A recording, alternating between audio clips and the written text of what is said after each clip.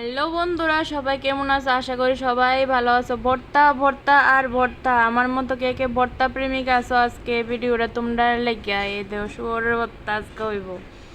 এর লেগে হয়তো মরিচ, শুকনা মরিচ আছে, কাঁচা মরিচ আছে, তো গ্যাসের চুলার মধ্যে এটি ফুরাই লইতাছি। তো আজকে আমি একলা বানাবো না, আমার লগে আমার স্বামীও আছে, তো তাই না আজকে একটু হেল্প করবো। তো মরিচটি ফুরা লয়ে লইছে, মরিচটি অনেক গুঁড়া করবো। এই দেখো মরিচ টিপ্পা টিপ্পা যেমনে পারে এমনে মানে গুঁড়া করন দইছে কথা। ভর্তা তো ডল তৈব, মরিচরে আগে ডলবো। এই দেখো ডইল্লা ডইল্লা ভর্তা। ও মরিচ দেখে তো লোভ পড়ে যেতেছি গা ভর্তার। এরপরে মরিচটিরে ভালো করে, শুকনো মরিচটি তো গুঁড়ো হয়ে গেছে গা, কাঁচা মরিচটিরে ভালো করে ডলতেছে। এদিকে আমি পেঁয়াজ টেজ কাটতে রেডি করতেছি। রসুন চুলাই লইছি, পেঁয়াজ কাটতে লইছি। তো এই দো পেঁয়াজ কুচিটি দিয়া দিছে মরিচের উপরে। এরপরে হচ্ছে মাংসটির আগে সিদ্ধ করে ছোট ছোট করে টুকরা করে কাটতে লইছে। এই দিয়া দিল মাংস।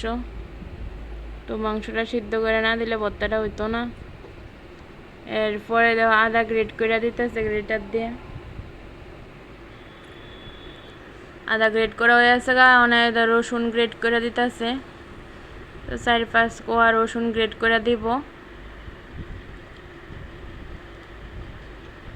তারপরে এই লেবুর যে বাকলাটা, এটা তো সেন্ট খুবই ভালো। তো এই দেখো এই বাকলাটারে কদুর গ্রেট করে দিচ্ছে, দিয়ে সে কইতেছে না কদুর টিপ্পা রসও দিম।